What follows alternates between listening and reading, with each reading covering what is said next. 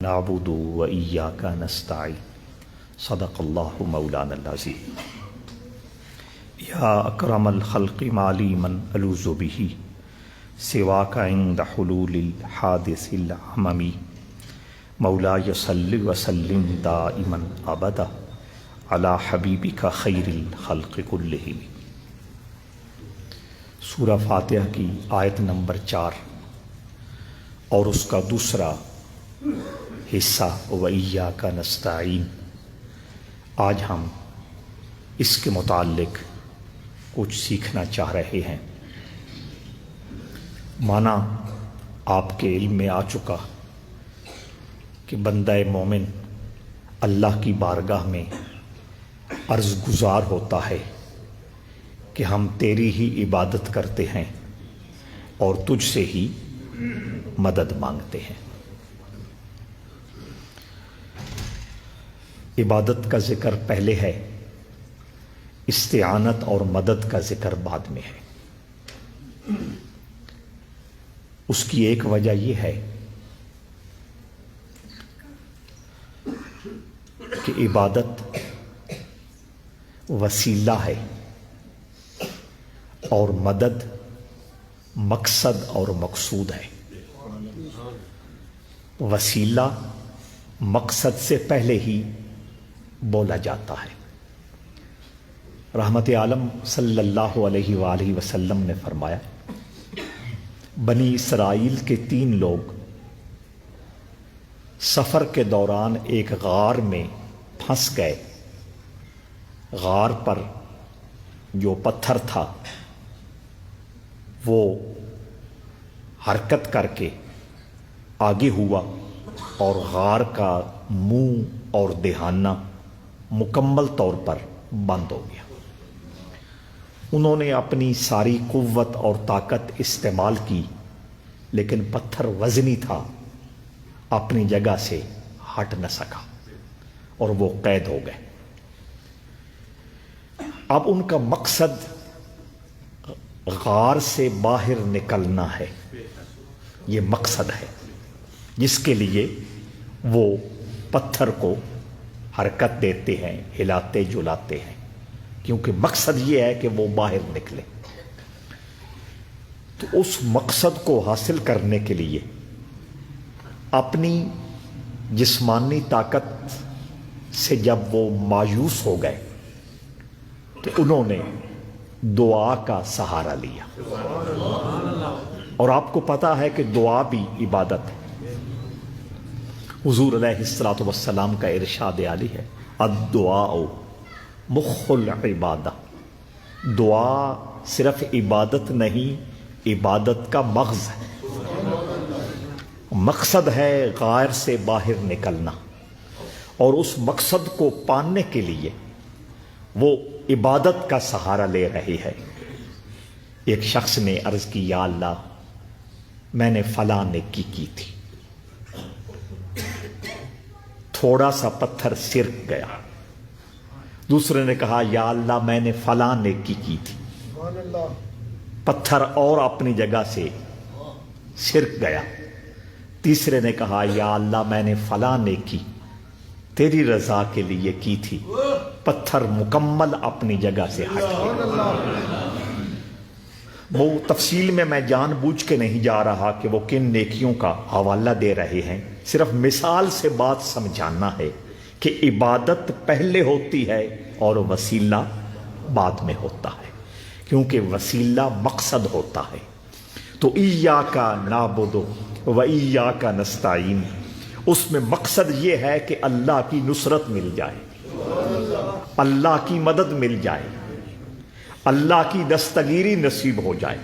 یہ مقصد مسلمان ہے، اور اس مقصد کو پانے کے لیے وہ عبادت کا سہارا لے رہا ہے۔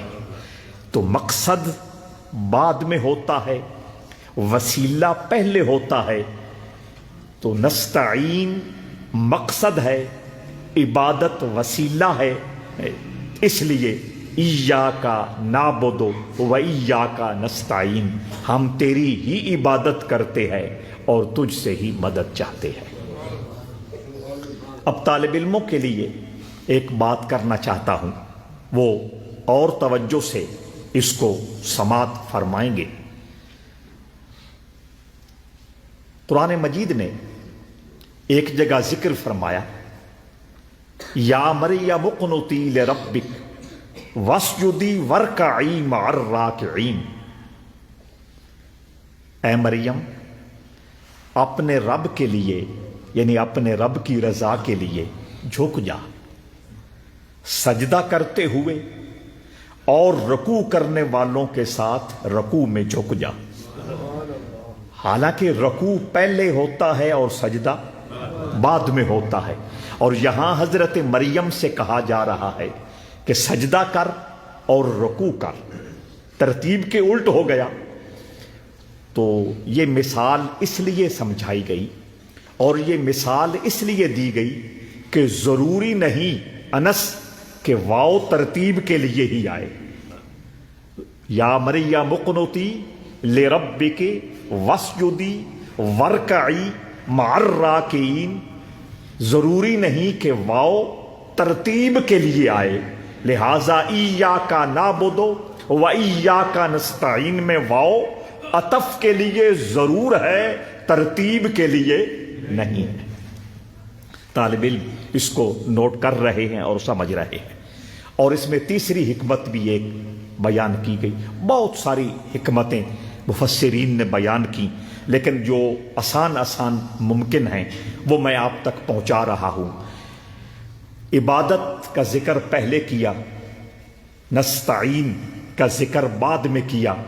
اس میں ایک حکمت یہ بھی ہے کہ رب کریم سورہ فاتحہ کا جو اسلوب بیان ہے اس کو خوبصورت رکھنا چاہتا ہے۔ الحمدللہ الرحمن الرحیم مالک یوم الدین ایاک نعبد و ایاک نستعین، تاکہ ساری آیتوں کا جو اختتام ہے، آخری لفظ ہے، وہ ایک جیسا رہے۔ اہدنا الصراط المستقیم صراط الذین انعمت علیہم غیر المغضوب علیہم ولا الضالین۔ تو ساری آیتوں کا انداز بیان ایک جیسا رکھنے کے لیے رب نے نستعین کا ذکر عبادت کے بعد فرمایا۔ ہم تیری ہی عبادت کرتے ہیں، ہم تجھ سے ہی مدد مانگتے ہیں۔ حضرت عبداللہ ابن عباس رضی اللہ تعالی عنہما حضور کے صحابی بھی ہیں، حضور کے چچا کے بیٹے بھی ہیں، اور حضور علیہ الصلوۃ والسلام کے بھانجے بھی ہیں، یعنی حضور ان کے خالو ہیں۔ ان کی خالہ حضرت میمونہ رضی اللہ تعالی عنہ رحمت عالم کے گھر تھی، تو کئی رشتے ہو گئے۔ یہ وہی صحابی ہیں کچھ نماز نفل کے اندر حضور کے برابر کھڑے نہیں ہوئے، حضور نے ہاتھ بڑھا کر آگے کیا کہ نماز کے دوران میرے برابر کھڑا ہو جا، وہ پیچھے ہٹ گئے۔ سلام کے بعد حضور نے پوچھا تو انہوں نے عرض کیا، ما کان لابن عباس ان یقوم بین یدی رسول اللہ، عباس کے بیٹے کو یہ بات زیب نہیں دیتی کہ وہ اللہ کے رسول کے برابر کھڑا۔ حضور اتنا خوش ہوئے، اتنا راضی ہوئے، فوراً دعا کے لیے مبارک ہاتھ اٹھا دیے، اللہم علمہ الکتاب، اے اللہ اپنی کتاب کے نور سے عباس کے بیٹے کا سینہ روشن کر دے۔ یہ حضرت عبداللہ ابن عباس رضی اللہ تعالی عنہما فرماتے ہیں کہ ایک بار رحمت عالم صلی اللہ تعالی علیہ وآلہ وسلم کے ساتھ میں سواری پر سوار تھا، یعنی ایک سواری پر دو سوار، اور حضور علیہ الصلوۃ والسلام تشریف لے جا رہے ہیں اور مجھے نصیحتیں فرما رہے ہیں۔ تو کوئی وقت کی قدر سیکھے تو میرے رسول سے سیکھے۔ ہم تو جب سواری پہ سوار ہوتے ہیں، سفر کا آغاز کرتے ہیں، دنیا جہان کی فضول باتیں، دنیا جہان کے بے مقصد موضوعات ہماری سب سے زیادہ دلچسپی کا سبب اور سامان بنتے ہیں، لیکن رحمت عالم صلی اللہ تعالی علیہ وآلہ وسلم دوران سفر میں بھی ذکر خدا کرتے ہیں اور تبلیغ اسلام کرتے ہیں۔ تو یہ چیزیں سمجھنے والی ہیں اور ان چیزوں کو اپنانا ہمارے لیے ضروری ہے۔ اور میں تو اکثر اپنے دوستوں سے کہتا ہوں کہ سفر میں انسان جتنا اللہ کا ذکر کر سکتا ہے گھر میں اتنا نہیں کر سکتا۔ سفر میں اور کوئی کام نہیں رہتا سوائے یاد الہی کے، اس لیے جب بھی کہیں سفر کا ارادہ ہو پہلے سے طے کر لے کہ اس سفر کے واپس آنے تک میں نے قرآن مجید کی اتنی تلاوت کر لینی ہے، میں نے کلمہ شریف اتنا پڑھ لینا ہے، اور میں نے درود شریف کا ورد اتنا کر لینا ہے، یا کوئی اللہ کا نام لے لے اس کو پڑھنا شروع کر دیں۔ اس طرح آپ کا سفر بامقصد ہو جائے گا، آپ کا سفر بابرکت ہو جائے گا، اور آپ کا سفر نیکیوں سے بھرپور اور مالا مال ہو جائے گا۔ اور ایسے ہی سفر کے بارے میں کہا جاتا ہے سفر با ظفر، سفر با ظفر یعنی کامیابی کا سفر۔ تو ایک ایک لمحے کی حفاظت کرنا یہ اللہ کے رسول نے ہمیں سمجھایا اور سکھایا ہے۔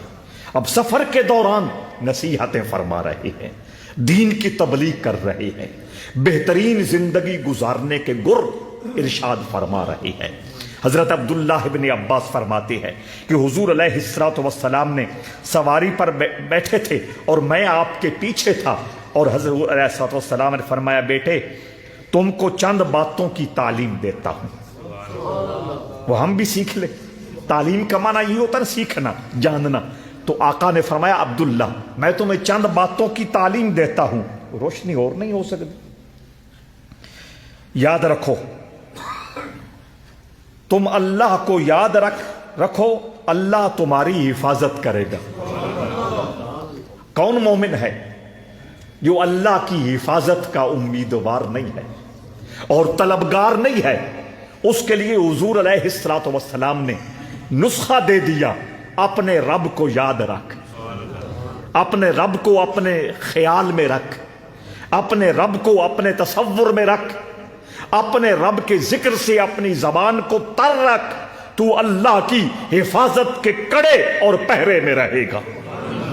اور حضور علیہ السلام نے فرمایا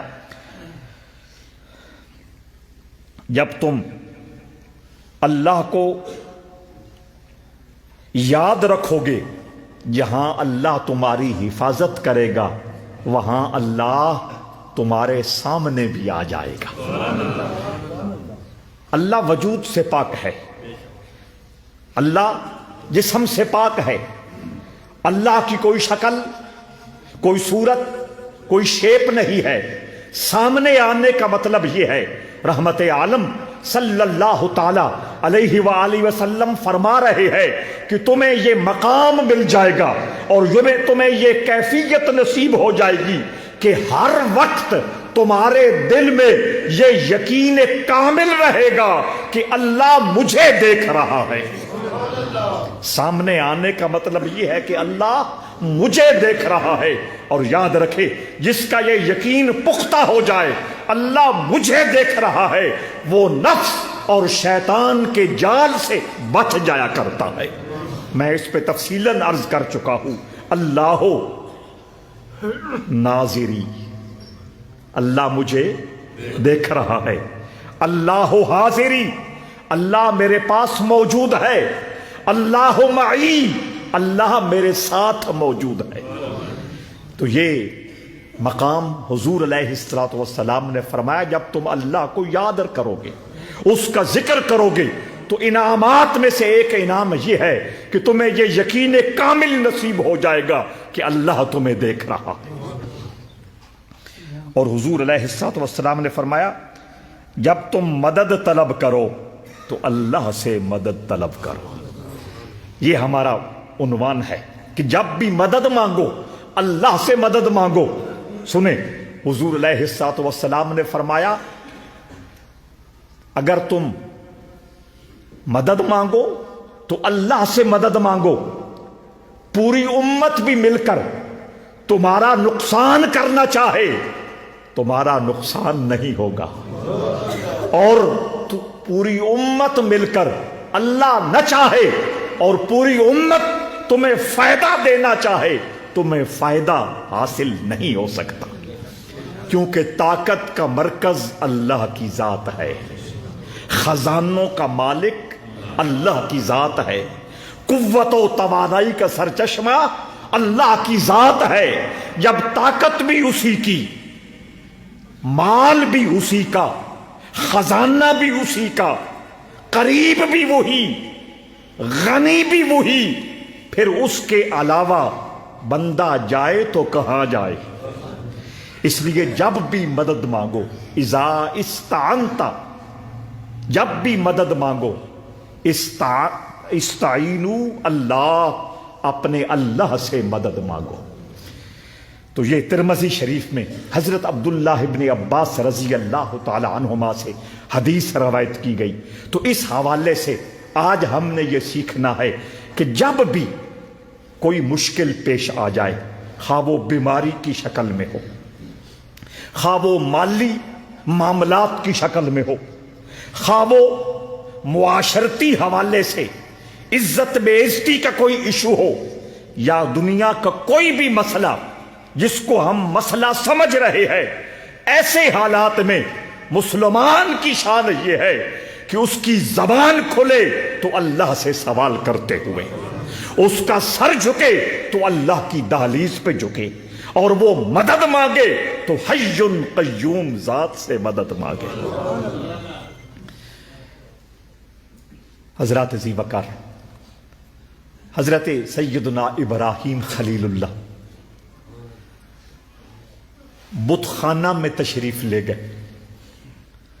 بت خانہ میں بت رکھے ہوتے تھے اور بتوں کو ماننے والے اور بتوں کی عبادت کرنے والے یہ عقیدہ رکھتے ہیں کہ جو کچھ کرتے ہیں یہ بت کرتے ہیں. رزق دینے والے بھی یہی, عزت دینے والے بھی یہی, عہدے کرسیاں دینے والے بھی یہی, پریشانیاں دور کرنے والے بھی یہی, سکھ دینے والے بھی یہی. حضرت ابراہیم خلیل اللہ ایک ایک شخص کو سمجھاتے تھے کہ ہر قدرت کا مالک اللہ ہے, ہر طاقت کا مالک اللہ ہے, ہر خزانے کا مالک اللہ ہے. جو مانگو اللہ سے مانگو. یہ بت کچھ نہیں کر سکتے, یہ بت کچھ نہیں دے سکتے. بہت توجہ سے ساری بات سننی ہے, اور اس کی منزل بڑی خوبصورت ہے. پہلی سیڑھی پہ ہم نے قدم رکھا. حضرت ابراہیم خلیل اللہ ان کو سمجھاتے, کچھ مسکرا دیتے, کچھ کہا لگا دیتے, کچھ تنزیہ جواب دیتے. ایک مرتبہ سارے شہر والے, اس شہر کے کھنڈرات آج بھی موجود ہیں عراق میں, وہ حضرت ذوالکفل علیہ السلام کے مزار سے آگے بابل کے علاقہ جو ہے وہ کھنڈرات موجود ہیں. اس شہر میں حضرت ابراہیم خلیل اللہ پیدا ہوئے. اس کے باسیوں کو آپ بتاتے اور سمجھاتے تھے کہ اللہ وحدہ لا شریک ہے, قوت و طاقت کا سرچشمہ اللہ کی ذات ہے. اے کر لو, آؤ تسی آ جاؤ. حضرات ذی وقار حضرت ابراہیم خلیل اللہ نے موقع پایا. شہر کے سارے لوگ ایک میلہ دیکھنے کے لیے اور میلہ سجانے کے لیے اور میلہ انجوائے کرنے کے لیے شہر سے باہر چلے گئے. آپ بت خانہ میں داخل ہوئے, کسی بت کا کان کاٹا, کسی کا ناک کاٹا, کسی کا ہاتھ کاٹے, کسی کے پاؤں ایک یا دو کاٹے, کسی کی آنکھوں کو کانا کیا، کسی کے ہونٹ کاٹے، یہ ساری ڈیوٹی ادا کرنے کے بعد جو سب سے بڑا بت تھا اس کے کندھے پر کلاڑا رکھ دیا۔ جس ہتھیار سے وہ یہ ڈیوٹی دے رہے تھے وہ سارا کلاڑا اس کے کندھے پہ رکھ دیا، اور بت خانے میں جو کھانے پینے والی چیزیں تھی وہ ساری جمع کر کے اس بڑے بت کے آگے رکھ دی اور خاموشی سے نکل گئے۔ مشرکین جب واپس لوٹے یہ منظر دیکھا، ہائے یہ کیا ہوا، یہ کیوں کر ہوا، یہ کیسے ہو گیا؟ قالوا سمعنا فتى یذکر لہ ابراہیم، کچھ لوگ کہنے لگے یہاں ابراہیم ایک نوجوان ہے جس کے عقائد کچھ اور ہیں، جس کے نظریات کچھ اور ہیں، جو اکثر ہمیں بتاتا اور سمجھاتا رہتا ہے یہ کچھ نہیں کر سکتے، پاور اللہ کی ہے، اس وحدہ لا شریک ذات کی ہے۔ لوگ حضرت ابراہیم کو پکڑ کے لاتے ہیں بت خانے میں اور پوچھتے ہیں یہ تم نے کیا ہے؟ توجہ چاہتا ہوں، حضرت ابراہیم خلیل اللہ کہنے لگے اس بڑے بت سے پوچھو نا۔ اس منطقی انداز میں ان کو لاجواب فرمایا، اس بڑے بت سے پوچھو نا جس نے سارا کھانا اٹھا کے بھی اپنے سامنے رکھا ہوا ہے اور کلاڑا بھی جس کے قبضے میں ہے، یہ کام یہی کر سکتا ہے۔ حضرات ذی وقار، وقت گزرتا گیا، زمانہ اپنے اختتام کی طرف جا رہا تھا۔ رحمت عالم صلی اللہ تعالی علیہ وآلہ وسلم کا مبارک زمانہ آ گیا۔ جس شہر میں رحمت عالم جلوہ گر ہوئے اسی شہر میں اور اسی قریشی خاندان میں ابو قحافہ کے گھر ابو بکر بھی پیدا ہوا۔ ابراہیم خلیل اللہ کی بات سنائی اور 4000 کا سفر طے کرتے کرتے اب ابو بکر پہ ہم پہنچے۔ جمادی الثانی کا مہینہ ہے، اگلا جمعہ 22 جمادی الثانی ہے۔ میری کوشش ہوگی کہ زیادہ سے زیادہ گفتگو سیدنا صدیق اکبر کے حوالے سے ہو، چونکہ آپ کا عرس مبارک ہے۔ آج میں نہیں رکھ رہا ہوں، آج میں بنیاد رکھ رہا ہوں۔ حضرات ذی وقار، وہ 4000 کا سفر سمٹا اور ابو قحافہ کے گھر ابو بکر جلوہ گھر ہو گئے۔ سیدنا صدیق اکبر رضی اللہ تعالیٰ عنہ ابھی تک حضور کے دائرے میں داخل نہیں ہوئے۔ حضور کی غلامی کا پٹا انہوں نے اپنی گردن میں نہیں سجایا، لیکن بچپن سے ہی بتوں سے نفرت کرتے تھے، بتوں کو پاور میں نہیں سمجھتے تھے، بتوں کو کمزور اور بتوں کو ردی اور بتوں کو ذلیل مخلوق سمجھتے تھے، اور یہ دل سے جانتے تھے کہ یہ کچھ نہیں کر سکتے، ان کی کوئی ویلیو نہیں ہے، ان کی کوئی حیثیت نہیں ہے، ان کا کوئی وہ وقار اور شان نہیں ہے جو اہل مکہ ان کو دینے پہ تلے ہوئے ہیں۔ ایک دن باپ ابو قحافہ جبری ابو بکر کو لے کر بت خانے میں جاتا ہے اور کہتا ہے ان کے سامنے جھکو، ان کے سامنے سجدہ ریز ہو جاؤ، ان کی عبادت کرو، جو ہمارا خاندانی شیوا ہے، ہمارا خاندانی طریقہ ہے۔ حضرات ذی وقار، میں آپ ناراض نہ ہوں اور آپ محسوس نہ فرمائیں، ہم تو ابو قحافہ اور اس زمانے کے مشرکین سے بھی کمزور ہو گئے ہیں جو اپنی نسل کو، اپنی اولاد کو اور اپنے آنے والی نسل کو دین کے سچے راستے پہ چلانے کے لیے تیار نہیں۔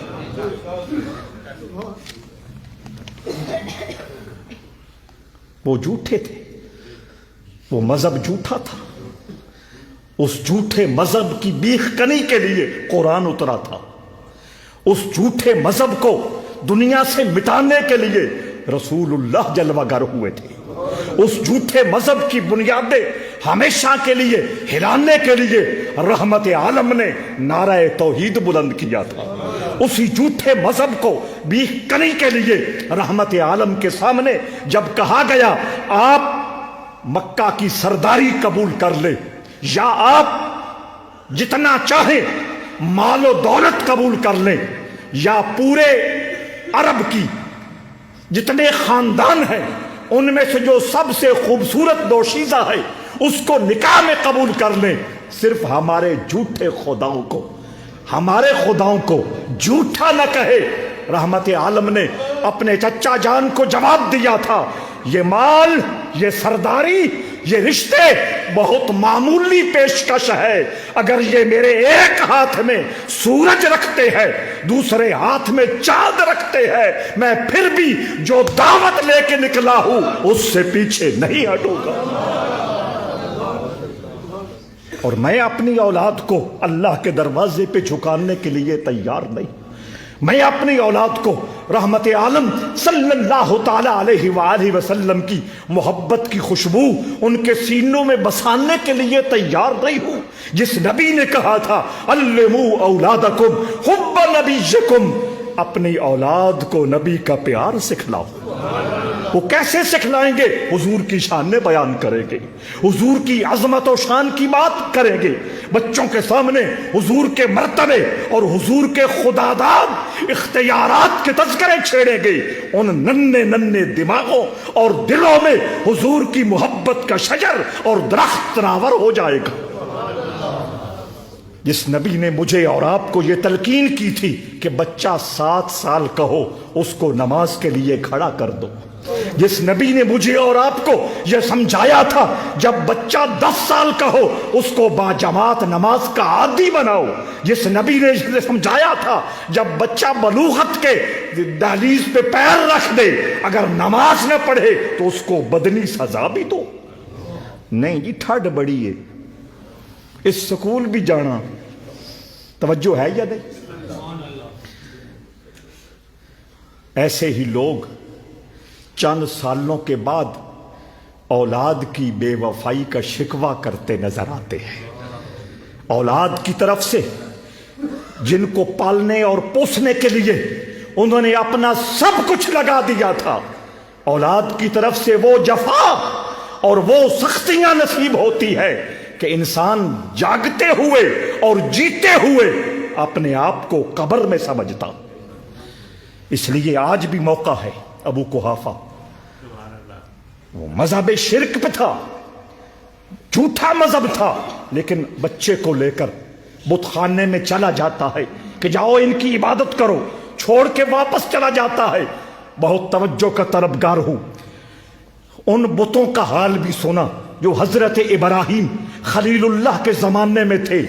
کان چیرا، بول نہ سکا، ناک کٹا، احتجاج نہ کر سکا، اندھا ہوا، جلوس نہ نکال سکا، پیر کاٹے گئے، ہاتھ کاٹے گئے، اپنی شکایت درج نہ کرا سکا.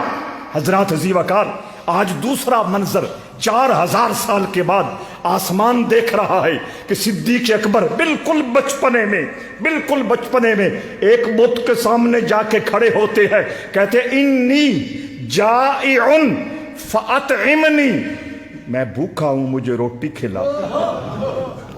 وہ چپ، نہ روٹی آتی ہے نہ وہ جواب دیتا ہے. دوسرے سے کہتے انی عطشان فاسقنی، میں پیاسا ہوں مجھے پانی پلا. تیسرے سے کہتے ہیں انی عار، میں ننگا ہوں، اکسینی فاکسینی، مجھے کپڑے چاہیے.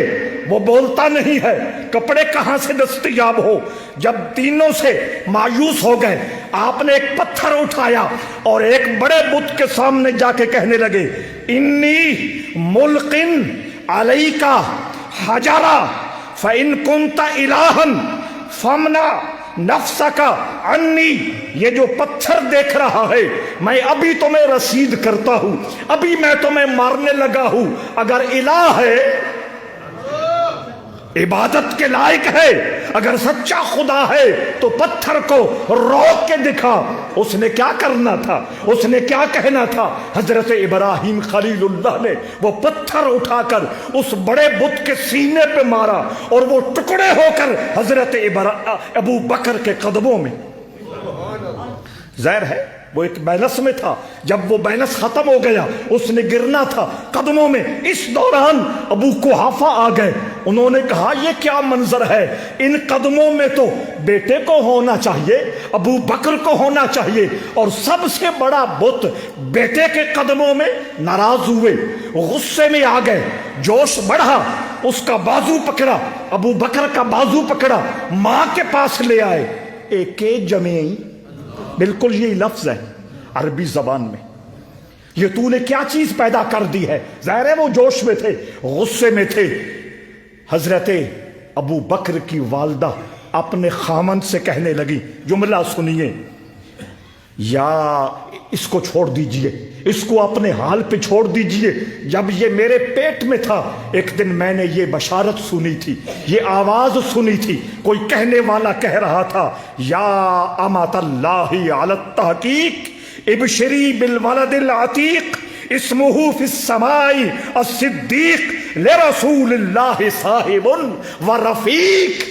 اے اللہ کی لونڈی، توجہ سے بات سننا، تیرے بطن میں، تیرے پیٹ میں کوئی عام انسان نہیں ہے، یہ وہ انسان ہے جس کا اللہ نے نام عتیق رکھا ہے، اور جس کا اللہ نے آسمانوں میں نام صدیق رکھا ہے، اور جو آنے والے وقتوں میں اللہ کے رسول کا صاحب بھی ہوگا، رفیق بھی ہوگا۔ توجہ ہے یا نہیں؟ ایک طرف بت ہیں کہ وہ کچھ نہیں کر سکتے، اور ایک طرف وہ سچا خدا ہے، ہر قدرت کا مالک وہی ہے، ہر شان کا مالک وہی ہے، ہر طاقت کا مالک وہی ہے، جو پتھروں کی کھوکھ میں رہنے والے کیڑوں کی غذا کا بھی انتظام فرماتا ہے۔ توجہ ہے یا نہیں؟ اب اور توجہ چاہوں گا،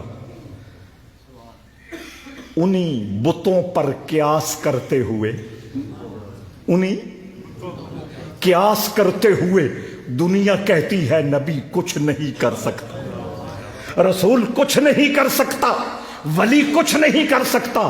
وہ آیتیں جو اللہ نے ان جھوٹے بتوں کے لیے اتاری تھی، ان آیتوں کو اٹھا کر میرے رسول پہ، ان آیتوں کو اٹھا کر انبیاء پر، ان آیتوں کو اٹھا کر سچے ولیوں پر فٹ کرنا ان کی بد مزاجی ہے۔ تفصیل ہوگی، تفصیل سے بات ہوگی، 4-5 نشستیں لگ سکتی ہے، میں صرف سمجھانے کے لیے اور ایک نیند اور بنیاد رکھنے کے لیے 2-3 آیتیں پڑھ رہا ہوں۔ میرا اللہ فرماتا ہے، هو الذی ایدک بنصرہ وبالمؤمنین، هو الذی ایدک بنصرہ وبالمؤمنین۔ کوئی مدد نہیں کر سکتا، نہ نبی کر سکتا ہے، نہ رسول کر سکتا ہے، نہ ولی کر سکتا ہے، یہ دعویٰ ہے۔ اور اس کے دلیل میں وہ آیتیں پڑھتے ہیں جو اللہ نے بتوں کے بارے میں نازل کی تھی۔ توجہ چاہتا ہوں، اب میں بھی آیت پڑھنے لگا ہوں۔ میرا اللہ فرماتا ہے، هو الذی ایدک بنصرہ وبالمؤمنین۔ اللہ فرماتا ہے، اللہ وہ ہے جس نے اپنی مدد بھی تجھے دی، ایمان والوں کی بھی مدد دی۔ قرآن ہے یا نہیں، یا بابو صاحب کا کلام ہے، سیف الملوک کا بند ہے، ہیر وارث شاہ کا بیت ہے، کیا ہے؟ قرآن ہے۔ اللہ کہہ رہا ہے، اللہ وہ ہے جس نے مدد کی تیری، خود بھی اور ایمان والوں سے۔ پتہ یہ چلا بت اور ہیں، ایمان والے اور ہیں۔ بت جھوٹے ہیں، بت نااہل ہے، بتوں کے پلے کچھ نہیں ہے، بت کچھ نہیں کر سکتے، بت کچھ نہیں دے سکتے، لیکن ایمان والے وہ ہے۔ اللہ فرماتا ہے، فَسَخَّرْنَا لَهُ الرِّيحَ تَجْرِي بِأَمْرِهِ رُخَاءً حَيْثُ أَصَابَ۔ ایک ایمان والا جس کا نام سلیمان ہے، فرمایا ساری ہواؤں کا نظام اس کے حوالے کر دیا۔ ڈیٹیل میں جاؤں گا، تفصیل میں جاؤں گا، बारीकी में जाऊंगा, लेकिन बुनियाद रख रहा हूं। 3 आयतें आज पढ़ूंगा और अपनी गुफ्तगू को समेटूंगा। दूसरी आयत में मेरा अल्लाह फरमाता है, या अय्युहन नबियो हस्बुकल्लाह, सोनिया तैन अल्लाह बहुए। या अय्युहन नबियो, ए गैब की खबर देने वाले, हस्बो का अल्लाह, तुझे अल्लाह काफी है। जुमला मुकम्मल नहीं हुआ, फुल स्टॉप नहीं लगा, आयत का एंड नहीं हुआ, आयत अगले जुमले पे जाके खत्म हुई। या अय्युहन नबियो हस्बुकल्लाह, ऐ गैब की खबरें देने वाले, तुझे अल्लाह काफी है। और मनित्तबाका मिनल मोमिनीन, और तेरी गुलामी में आकर कलमा पढ़कर तेरे से मोहब्बत करने वाले ईमान वाले भी तुझे काफी है। ओ ईमान वाला को कोई टेक लब्बी ता अल्लाह अद्दा प्याना ये भी बहु, मैं भी काफी और ईमान वाले भी काफी। बुत और हैं, ईमान वाले और हैं। गड मड नहीं करना, समझ आई? साड़ी पंजाबी जदन गोटियां नहीं रलाउनियां, जदन तक चौकीदार तरकड़ा मौजूद होवे गोटियां नहीं रलदियां, बिल्कुल नहीं कि गोटियां मिक्स करनी। हज़रात अज़ी वकार, बुत और है और अल्लाह के सच्चे बंदे और हैं।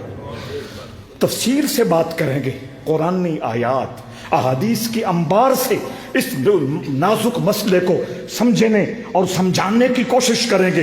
तवज्जो चाहता हूं, सिर्फ बतौर बेस 3 आयतें पढ़ रहा हूं। तीसरी आयत में अल्लाह फरमाता है,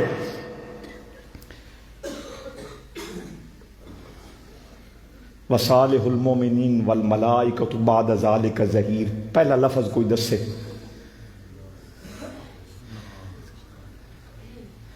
फ़इन्नल्लाह हुवा मौलाहु।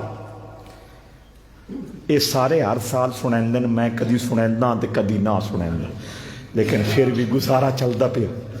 फ़इन्नल्लाह हुवा मौलाहु व जिब्रील व सालिहुल मोमिनीन वल मलाइकतु बाद ज़ालिका ज़हीर।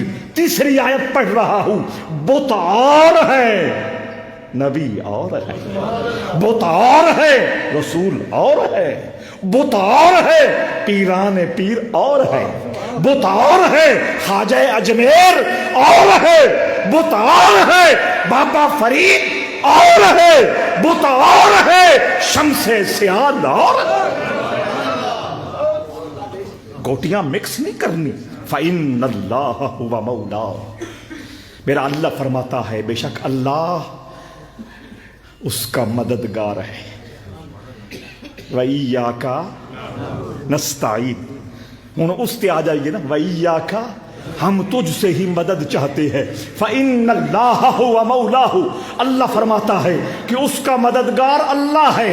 बात खत्म हो गई? नहीं, अल्लाह फरमाता है आगे देख, फ़इन्नल्लाह हुवा मौलाहु व जिब्रील, अल्लाह भी उसका मददगार है, जिब्राइल भी उसका मददगार है।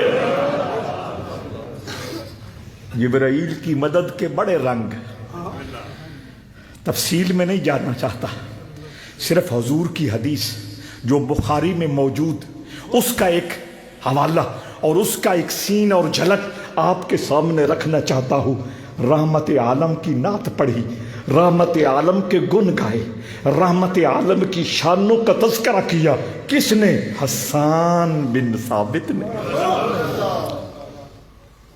और हुजूर की डिमांड पे, हुजूर की डिमांड पे, हुजूर के फरमाने पर, हुजूर के कहने पर, हुजूर ने एक सहाबी को बुलाया, फलां गुस्ताखे मुस्तफ़ा ने मेरी बेअदबी की है, मुझे जवाब चाहिए। उन्होंने जवाब दिया, हुजूर ने कहा बैठ जाइए।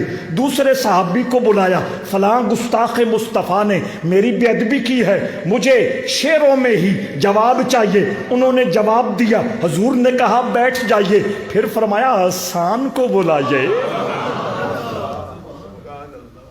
गोया हुजूर को अपने इर्द गिर्द जितने हीरे चमकते थे उनकी चमक का अच्छी तरह अंदाजा था। कुछ समझ आ रही है? حضور سے بڑا جوہری کون ہے؟ حضور سے بڑا جاننے والا کون ہے؟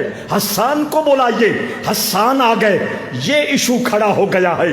عرض کی یا رسول اللہ میں عرض کرتا ہوں احسن منک لم تر قط عینی واجمل منک لم تلد النساء خلقت مبرئا من کل عیب کأنک قد خلقت کما تشاء۔ میں ترجمے اور تفصیل میں نہیں جانا چاہتا، یہ جملے آپ نے سن رکھے ہیں۔ حضور اتنا خوش ہوئے، اتنا راضی ہوئے کہ حسان نے انتہا کر دی میرے پیار کی، میری عقیدت کی، میرے شانوں کی بیان کی۔ اللہم ایدہ بروح القدس، اے اللہ جبرائیل کو میرے حسان کا مددگار بنا دے۔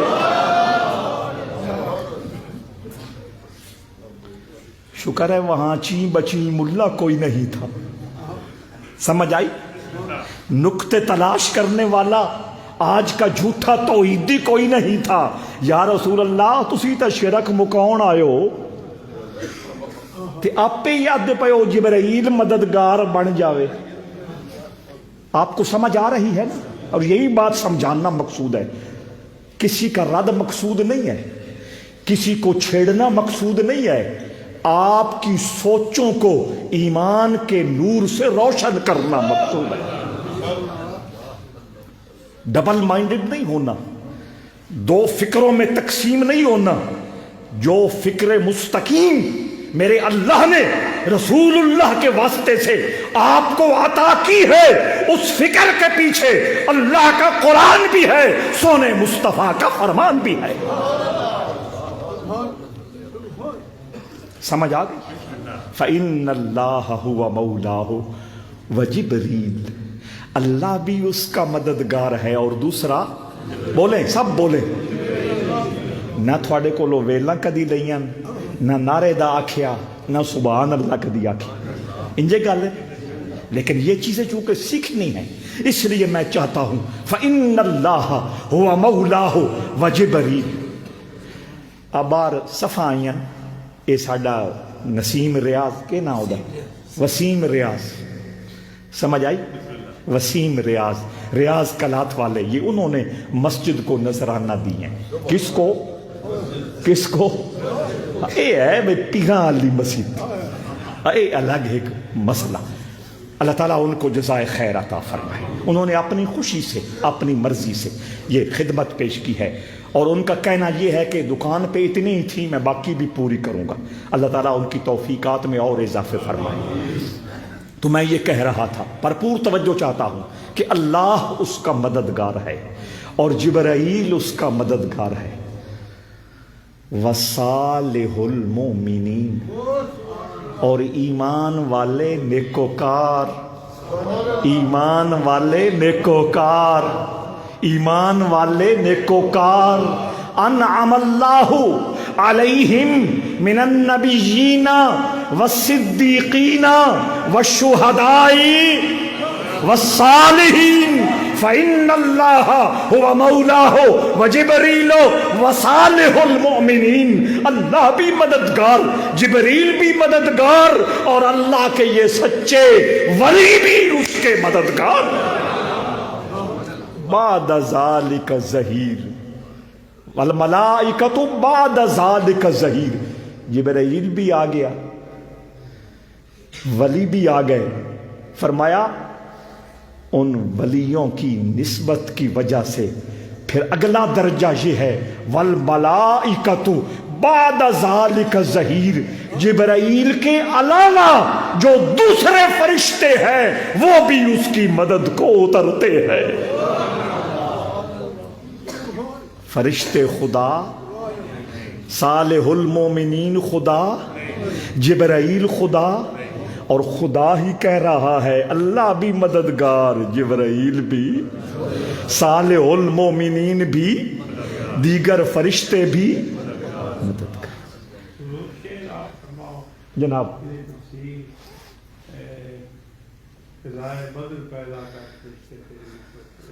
وہ پورا آنا نہیں نا، پھر بد ذوقی بٹ آپ کو سن دیا میں مکال۔ حضرات ذی وقار توجہ چاہتا ہوں، اس کے بعد فرشتے بھی تیرے مددگار۔ حضرات پتہ یہ چلا اللہ کی مدد کا رنگ اور ہے، جبرائیل کی مدد کا انداز اور ہے، صالح المومنین کی مدد کا طریقہ اور ہے، اور عمومی فرشتوں کی ہیلپ اور مدد کا اسلوب اور ہے۔ یہ مختلف طریقے ہوتے ہیں، بات کو بڑی گہرائی میں لے جا سکتا ہوں، لیکن جو سینئر طالب علم ہے وہ اس مقام پر رک کر میرا ایک حوالہ سن لے۔ بیضاوی شریف قرآن مجید کی تفسیر سارے مدارس میں پڑھائی جاتی، دوسرے فکر کے مدارس میں بھی، اہل سنت کے مدارس میں بھی تفسیر بیضاوی پڑھائی جاتی۔ وہاں اس مقام پر روک کر وہ دیکھے کہ مدد مدد مدد اس کی دو قسمیں ہیں، ایک مدد ممکنہ ضروریہ اور ایک مدد ممکنہ غیر ضروریہ۔ یہ صرف طالب علموں کے لیے بات کر دی، وہ میری بات کی روشنی میں اس نقطے کو بڑی آسانی کے ساتھ پک کریں گے اور آسانی کے ساتھ سمجھ گے۔ میں تو اپنے یاروں کی عقل کے مطابق بات کروں گا۔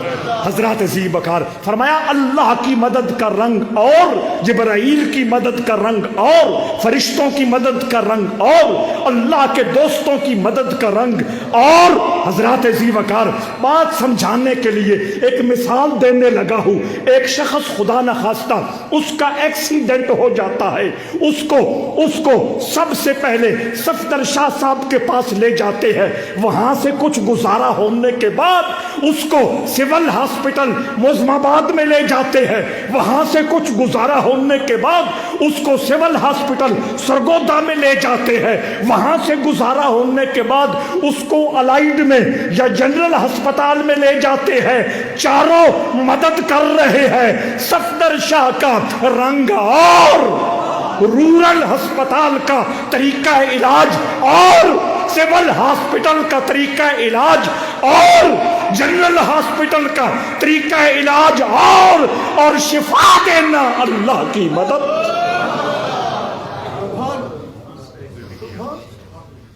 صفدر شاہ دی جاتے رب نو آکھنا تو آ، یہ ادب ہے کہ بے ادبی ہے؟ ہسپتال والے عملے کی جگہ رب سے کہنا تو آ، میں نے پڑھا ہے ایاکا نستعین۔ سمجھ آ گئی آپ کو؟ یہ بات ہے۔ اس لیے بالکل بھولے سے بھی ایسی بات نہ کریں کہ بے خبری میں اللہ تمہیں کافروں کے سرکل میں داخل کر دے۔ اللہ اللہ ہے، اس کی مدد کا اپنا انداز ہے، نبیوں رسولوں کی مدد کا اپنا انداز ہے، ولیوں کی مدد کا اپنا انداز ہے، فرشتوں کی مدد اور نصرت کا اپنا انداز ہے، اور پاور اللہ کے ہاتھ میں ہے، شفا وہ دیتا ہے۔ بس میں سمجھتا ہوں کہ آپ کے چہرے بتا رہے ہیں کہ آپ کے اندر بات داخل ہو گئی ہے، اسی کو لے کے ہم آگے چلیں گے۔ رب ذوالجلال ہمیں قرآن و حدیث کا صحیح نور عطا فرمائے اور سچی اور سچی سمجھ عطا فرمائے۔ ایصال ثواب۔